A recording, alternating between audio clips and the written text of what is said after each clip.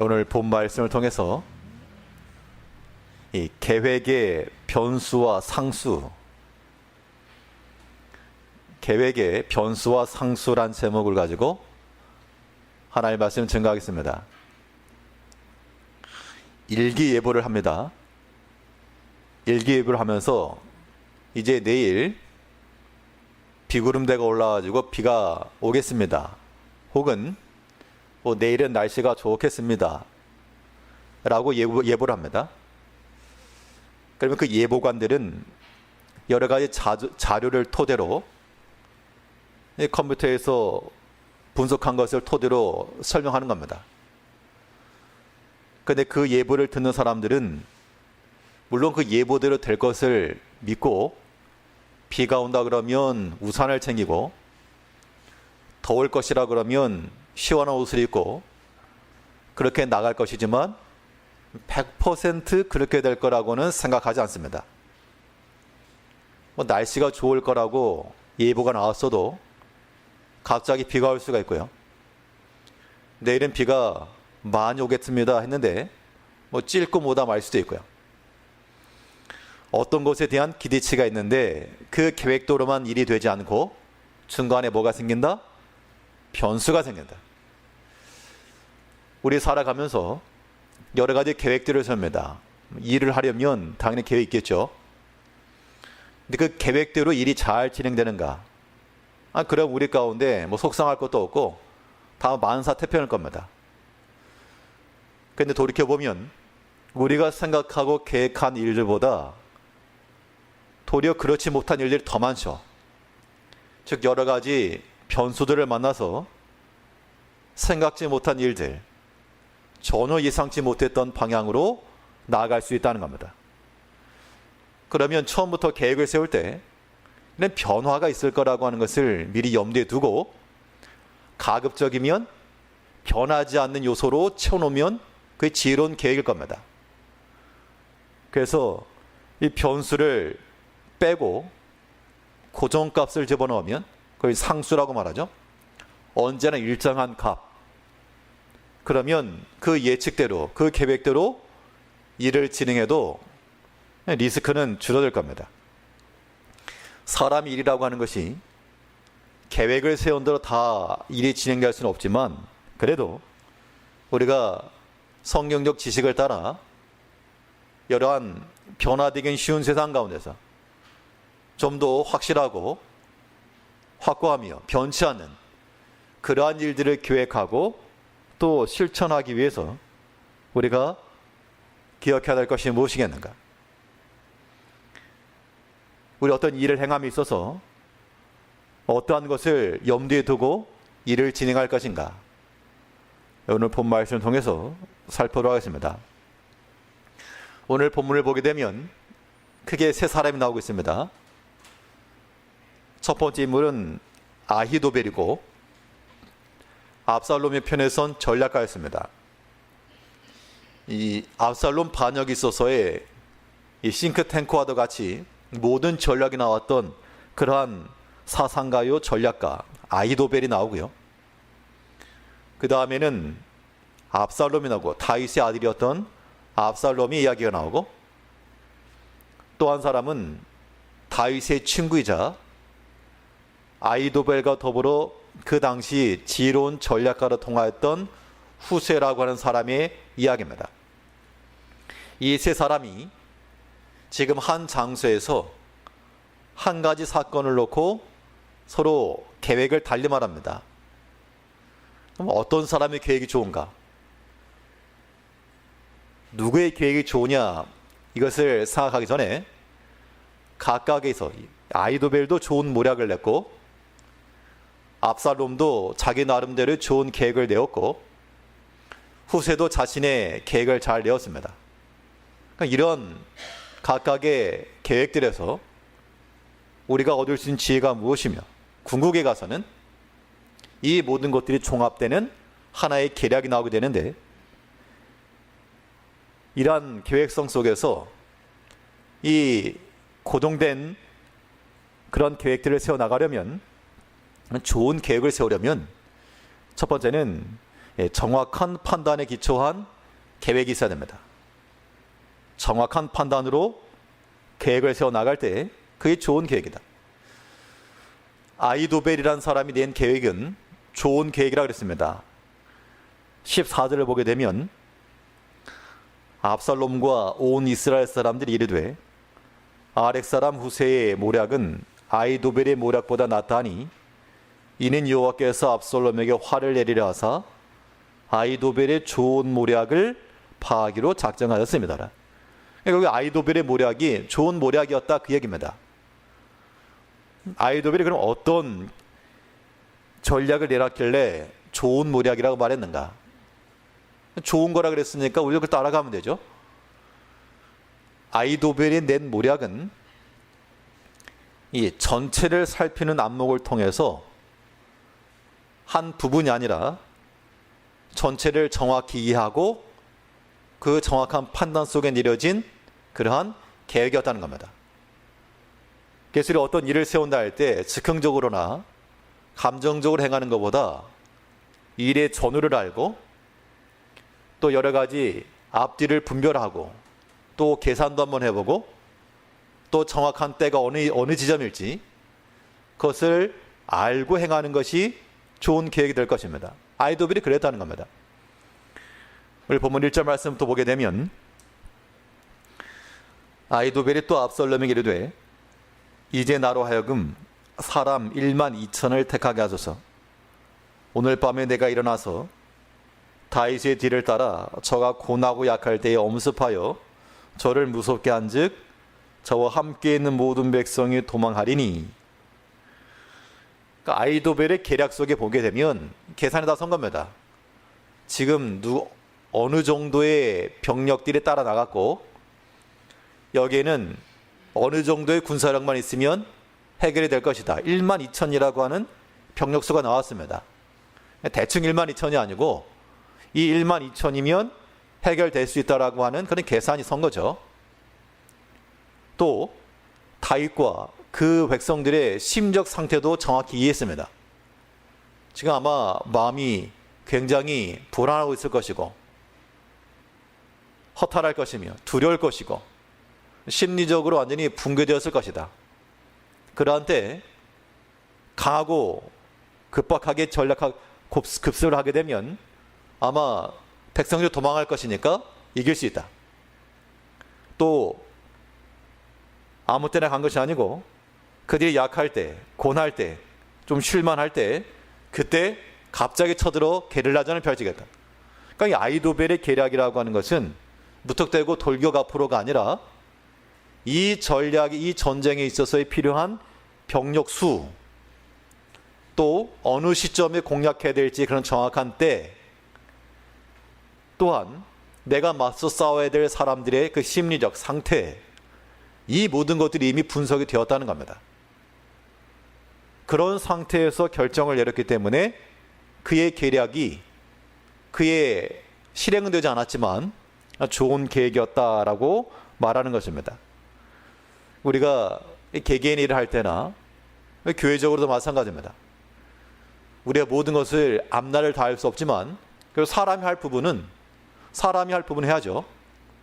그래서 때로는 여기에 비용이 얼마나 들어갈까? 이거 한번 생각해 봐야 되고요. 또 어느 시점에 할 게 좋을까?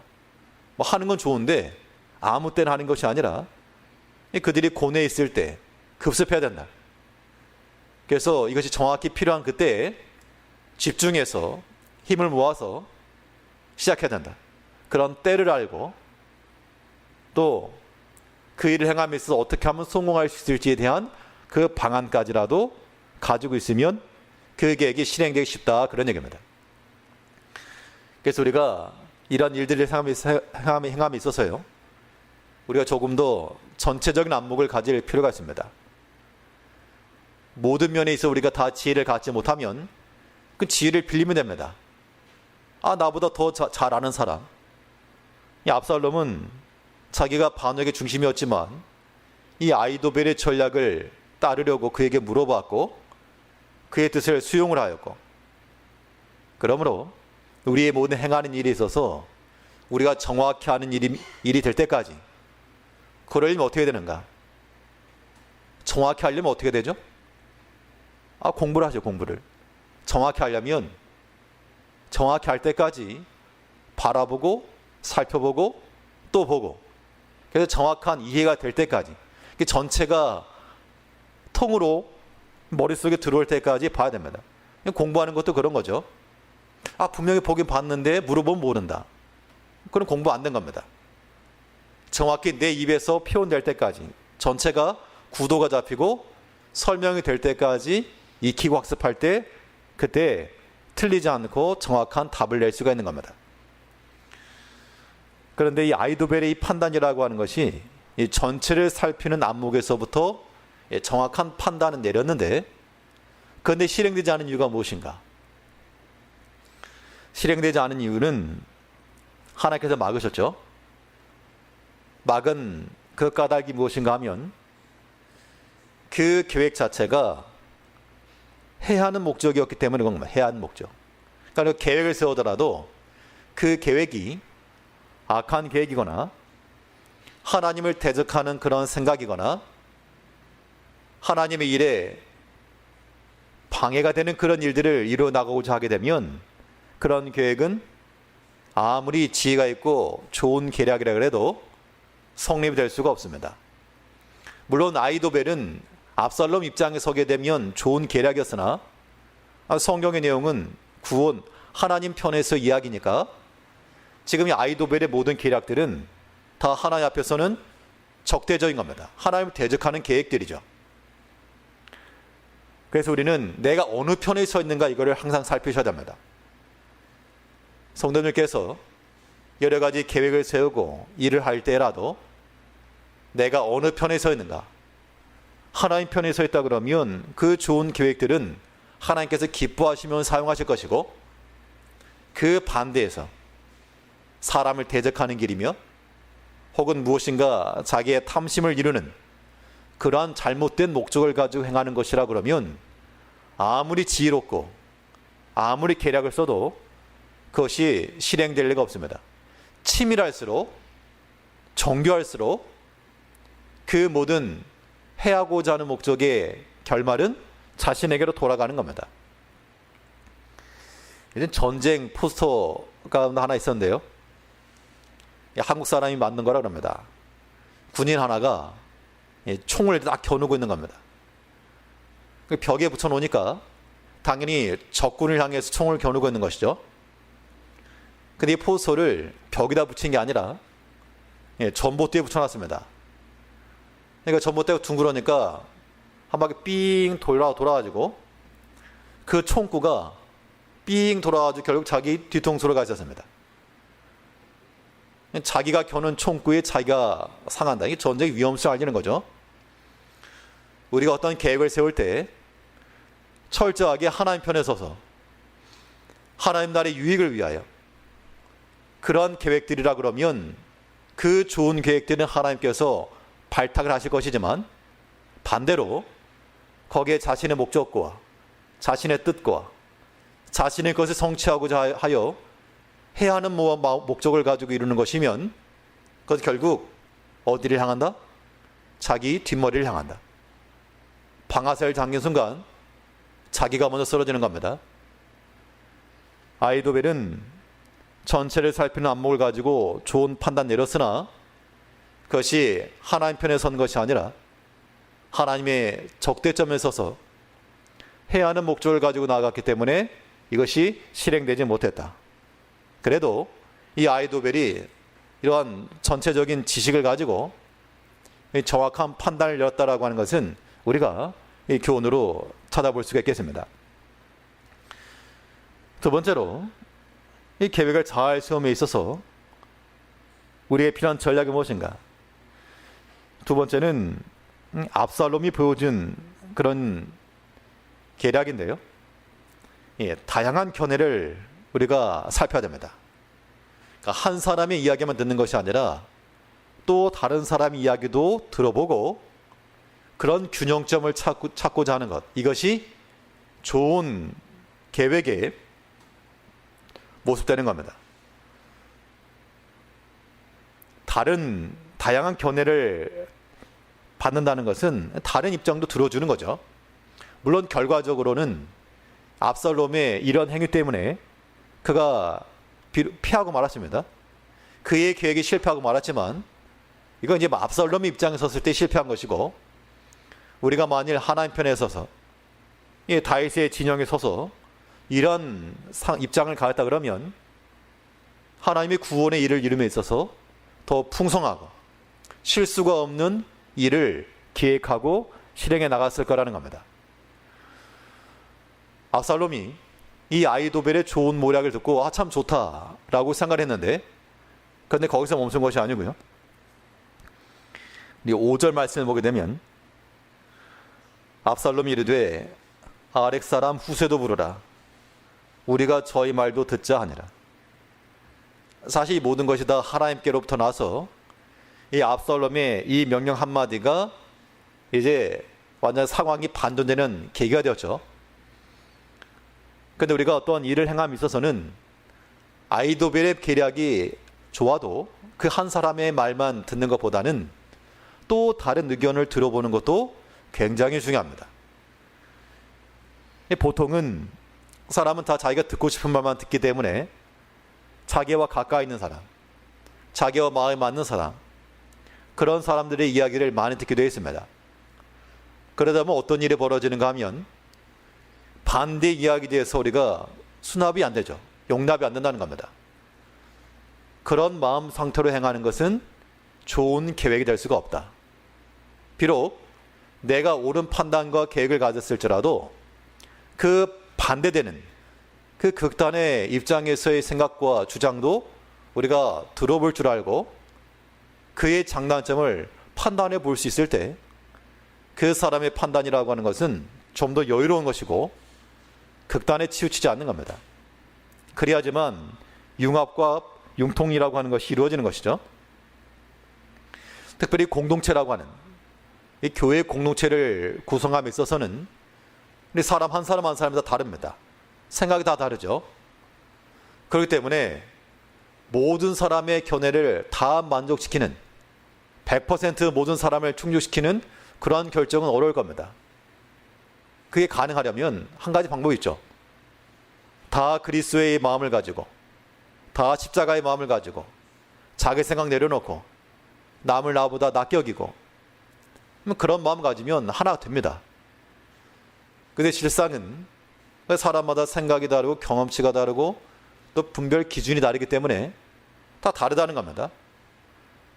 그럴지라도 우리가 가급적이면 많은 사람들 이야기를 들어주고 또 정반대되는 이야기들도 들어보고 그러면 내가 알지 못했던 것들을 알게 돼요. 대부분의 오해라고 하는 것이 그런 데서 발생하는 겁니다.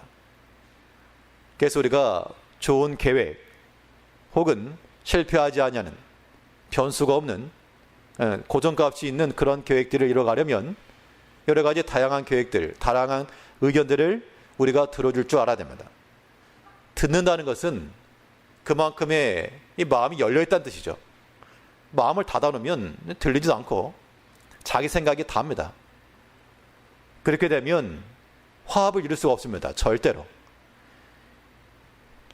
두 사람만 있어도 마음이 서로 맞지 않으면 함께하기 어렵고요. 100사람, 1000사람 있어도 서로 귀를 기울일 줄 알고 서로 마음을 합하게 되면 이 믿음의 공동체에 잘 세워나가는 겁니다. 그런 마음이 돼야 돼요. 그 때문에 교회 내에서 가장 안 좋은 케이스는 자기 주장하는 게 가장 안 좋고 또 교만하여서 자기를 낮추지 못하는 것이 안 좋고 우리가 내가 알지 못하는 다른 이야기들, 다른 견해들 들을 줄 알아야 됩니다. 근데 여기에는 한 가지 제한점이 있습니다. 사람들의 의견을 듣긴 듣지만 그렇다고 해서 사람의 생각에 다수의 생각을 따라 결정하는 것이 꼭 믿음의 일은 아니다. 우리 신앙인들에 있어서의 모든 판단과 결정의 최종점은 많은 사람들이 말하기 때문에 하는 그런 거 말고 우리가 그런 견해들은 듣지만 최종 결정에 가서는 믿음을 따라 판단하셔야 됩니다. 믿음의 견해를 들으셔야 돼요. 비록 소수일지라도 소수가 말하는 것일지라도 그것이 성경에 부합하고 또한 하나님의 말씀이 맞는 것이라면 그걸 따라가야 됩니다. 지난주 오후에 말씀 들으셨죠? 상황 같은데 생각은 다르다. 그런데 생각이 달랐는데 12명의 정탐꾼 가운데 10명은 악평을 하였고 2명은 긍평을 하였다.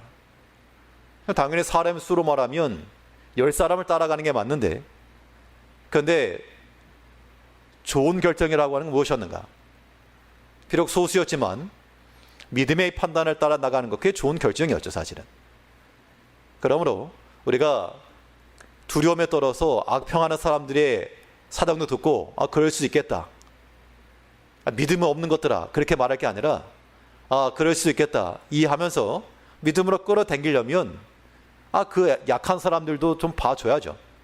그러나 최종적 결정에 있어서는 사람의 다수를 따라가는 것이 아니라 오직 믿음의 견해를 따라 행해 나가는, 믿음의 입장을 따라 나가는, 이것이야말로 여러 가지 변동이 심한 이 세상 가운데서 고정된 그러한 계획들을 실천해낼 수 있다는 겁니다. 하나님의 약속은 변함이 없습니다. 비록 사람이 흔든다 할지라도 하나님의 약속은 그대로 불변이므로 우리의 모든 궁극적 판단은 그 하나님의 약속과 뜻을 따라 믿음의 견해를 순종해 나가야 됩니다. 여기는 믿음의 판단이 들어갈 수밖에 없죠. 우리가 하나 앞에 묵상하면서 개인의 신앙 양심을 따라 하나님이 기뻐하시는 바가 무엇인가, 사람의 생각을 내려놔야 됩니다. 자기의 원함 가지고 판단하면 안 되고요. 하나님의 거룩한 뜻이 어디 있겠는가 라고 생각하면서 우리가 믿음의 견해를 따라 나갈 때 이것이 우리에게서 좋은 계획이 된다. 우리가 외고집으로 책 한 권 읽은 사람의 그런 주장이 되지 아니하도록 우리 가급적이면 많은 사람들의 이야기를 들어주고 공감해주고 살펴주고, 그러나 그 가운데서 믿음의 사상과 믿음의 뜻을 따라 순종해 나갈 때 그 계획이라고 하는 것은 실패하지 않는 계획이 될 것입니다. 우리가 특별히 교회 공동체 가운데서 우리의 귀를 열고 압살롬이 아렉 사람 후세도 불러라, 우리의 그의 말도 한번 들어보자 했던 것처럼 서로 다 함께 서로 품어주면서 한 마음을 가지고 나갈 수 있도록 그런 마음과 그런 계획을 실행해 나가야 되겠습니다. 세 번째로, 이 실패하지 않는 계획을 세우려면 이번에 후세가 낸 계략인데요, 후세가 말한 이 계획을 보게 되면 여기에는 공감적 설득이 있었습니다.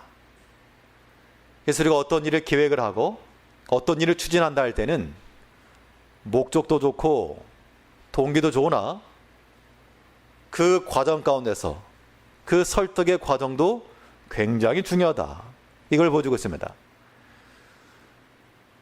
후세의 말 속에는 이 아이도벨과는 조금 다른데요, 아이도벨은 어떻게 보면 조금은 이과적 성질로서 거두절미하고 서론본론 결론, 답이 딱 나오는 그러한 답변이었습니다. 개인적으로 제가 선호하는 그런 스타일이긴 하지만요. 그런데 사람들의 선택은 이 후세가 말한 대로 감정적이고, 여기서 말하는 감정이라고 하는 것은 공감적이다, 그런 얘기입니다. 사람들로 하여금 생각할 수 있고 또 상상할 수 있고 또 그림을 그려갈 수 있는 그런 형편을 가지고 그런 표현과 언어를 썼습니다. 아이도벨처럼 1만 2천을 주시오, 우리가 그들이 권할 때 엄습하겠습니다, 그렇게 말한 게 아니고, 후세의 모략은 지금 다윗은 자기 새끼를 잃은 어미 곰의 심정입니다. 여기 무슨 다른 말 필요 없죠. 곰이 지금 새끼를 잃어가지고 굉장히 분노했구나, 그 말을 들으면 다윗 입장이 그렇겠구나, 충분히 공감을 한다는 겁니다. 또 다윗과 함께한 사람은 다 용사입니다. 저 뒤에 성에 들어가 있으면 아예 커다란 밧줄을 만들어가지고 끌어다가 강물에 쳐넣읍시다, 그 말을 하니까 듣는 사람 입장에서는 상상이 되고 그림이 그려지고 그럴만하네.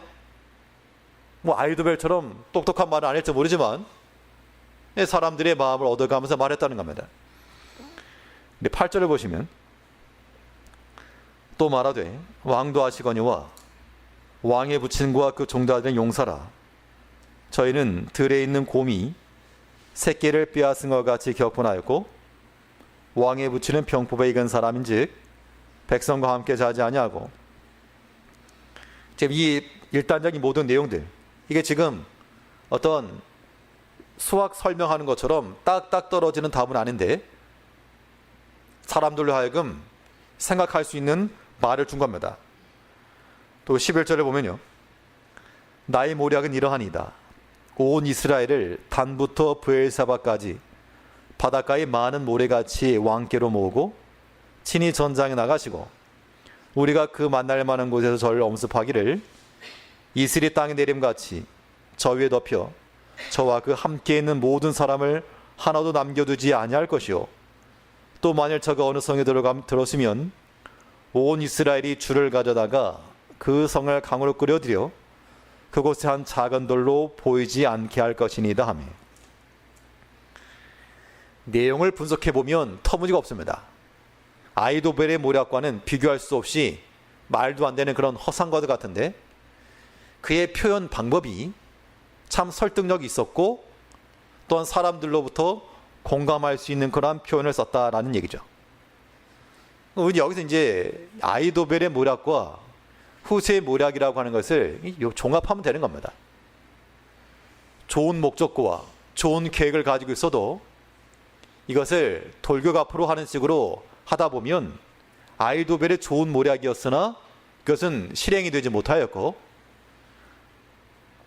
이 후세의 모략이라고 하는 거, 단부터 브엘세바까지라 그러면 백두에서 한라까지 그런 얘기인데 전 국민을 다 모으려니까 시간이 좀 걸리겠죠. 시간이 좀 걸릴지라도 또 성을 끌어갈 만한 줄을 만든다. 그것도 시간이 걸리겠죠. 시간이 걸릴지라도 다 한 마음이 되고 한 뜻이 되어서 다 같이 나가게 되면 일이 될 것이다. 어떤 일에 대한 소망을 심어 줬다는 겁니다. 그렇게 해서 일을 이룬 겁니다.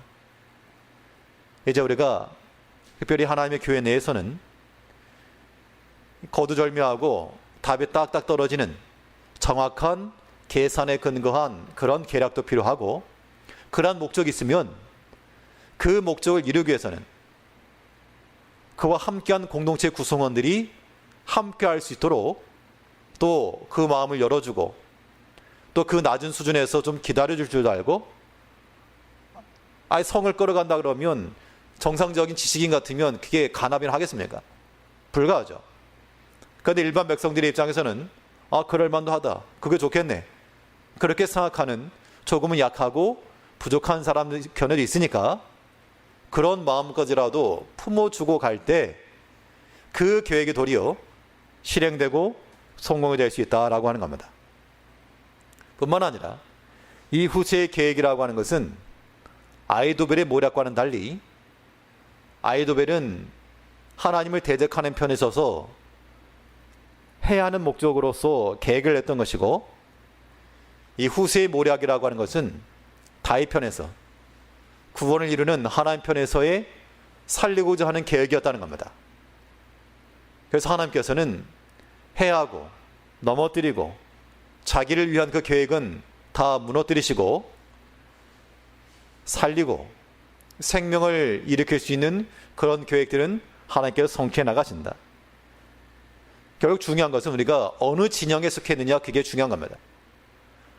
압살롬이 이 아히도벨이 뛰어났지만 그가 이 압살롬의 진영이 있었기 때문에 하나님께서 그의 계획을 파하신 것이고, 후세는 아히도벨보다 뛰어났기 때문 아니라 그가 하나님 편에 서서 계획을 세웠기 때문에 하나님께서 그의 지략을 사용하신 겁니다. 예전에 모든 성도님께서 여러 가지 생각과 계획을 가지고 일을 하시거나 모든 행하실 때 하나님 편에 서서 하나님 일을 이루는 목적을 가지고 하나님의 교회를 위하는 마음을 가지고 성도를 섬기고자 하는 그 목적을 가지고 단지 답이 옳아서가 아니라 풀이 과정도 중요한 겁니다. 공감할 수 있도록 후세와도 같이 좀 사람들의 마음을 함께 모아주고 때로는 좀 기다려줄 줄도 알며 또 같은 마음을 품고 그 마음이 될 때까지 그런 마음을 가지고 일을 해가게 되면 변동성은 줄어들 것이고 고정된 값, 상수값을 가지고 이 일을 이뤄갈 수 있다는 겁니다. 여기서 정작 중요한 것은 무엇인가?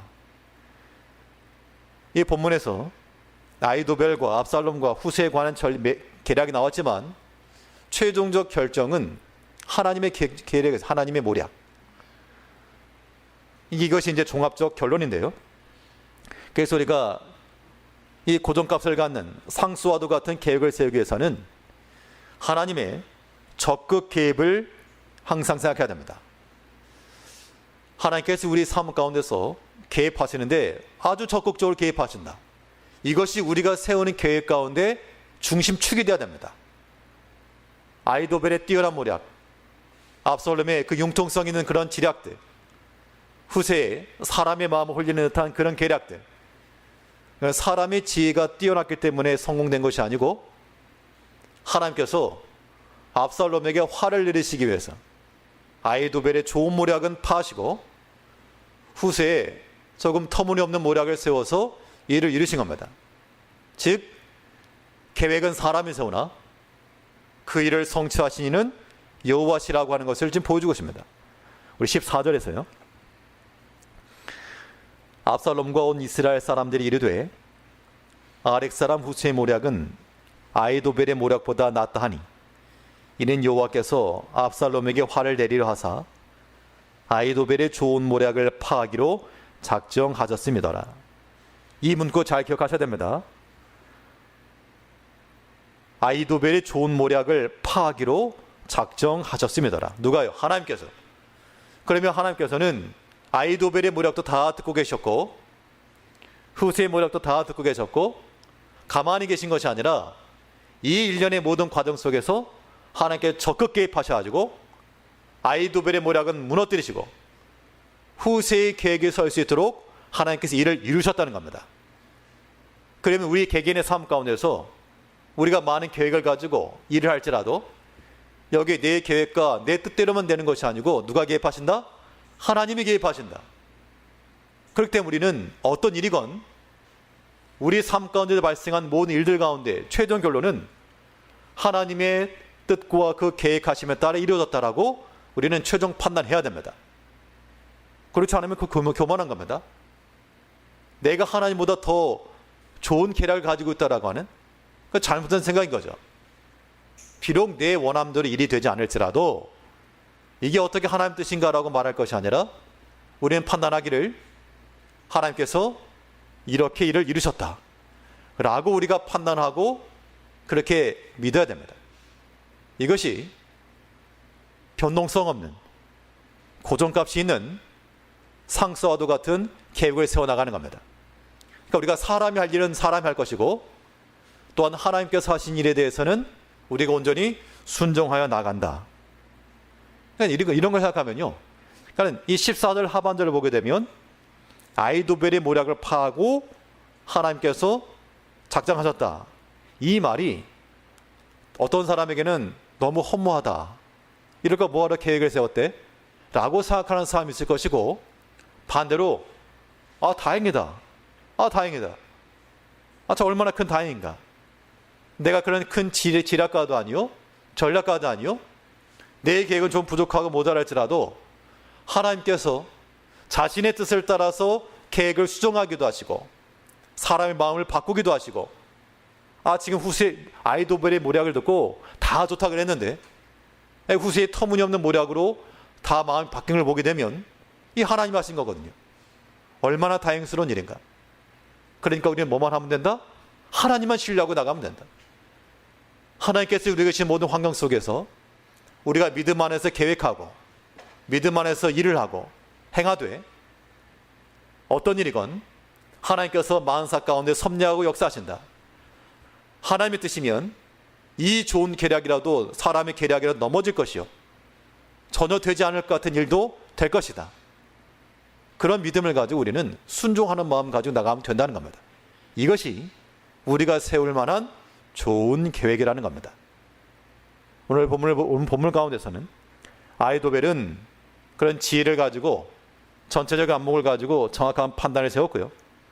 이 압살롬은 또한 아히도벨의 말만 아니라 후세의 모략까지라도 들어보면서 그런 전체적인 균형을 깨하려 하였고, 후세는 자기의 계획을 말하면서 저돌적으로 말하지 않고 수용적인 언어를 가지고 또한 사람들이 공감할 수 있는 언어를 표현을 써서 마음을 얻었습니다. 이런 모든 지혜를 따라서 또한 궁극적으로는 이 모든 계획을 세울지라도 하나님의 뜻이 선다. 이것이 우리의 최종 계획 가운데 들어가므로 어떤 일을 당하더라도 낙심하지 마시고, 왜요? 하나님이 하신 거니까.